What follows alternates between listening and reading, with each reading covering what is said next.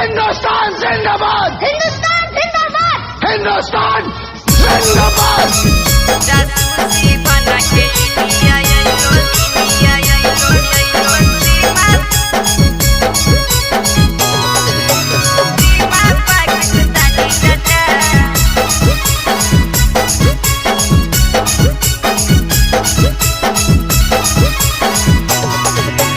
बाबाजी खेलत प्यार होलै हको एकर कहानी चाचा झूठो के ई प्यार कैलकै हको एकर कहानी चाचा।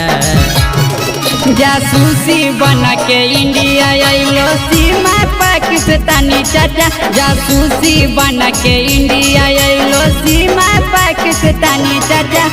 जासा में ना रहा एकर कर दे तो हानि चाचा, जासा में ना रहा एकर कर दे तो हानि चाचा।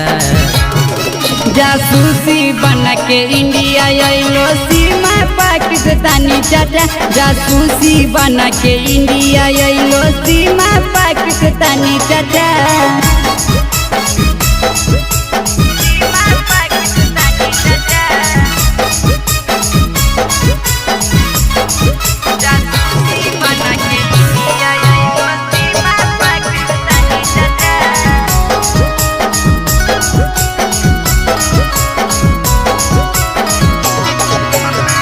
मिलल हको चाचा हो पाकिस्तानी ओर से, जल्दी भगावा एकर माथा काना फोड़ के।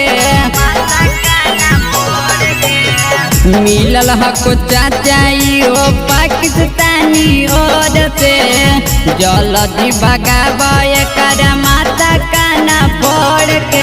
कर तो बर्बाद देश लेल कोई ठानी चाचा, कर तो बर्बाद देश लेल कोई ठानी चाचा।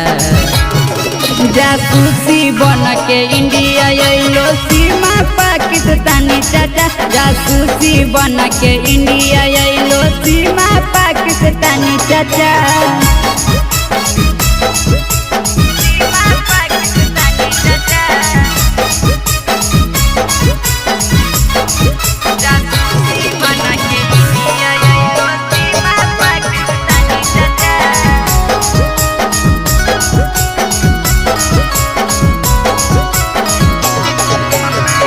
जबले बना के रातो देशवा में गौरवा, मनमा में लगल रहतो सुना चाचा डरवा।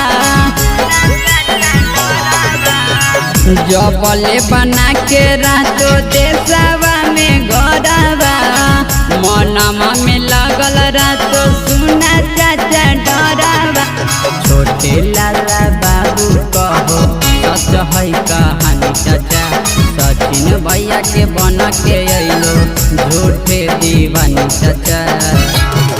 जासूसी बन के इंडिया अइलो सीमा पाकिस्तानी चाचा, जासूसी बन के इंडिया अइलो सीमा पाकिस्तानी चाचा।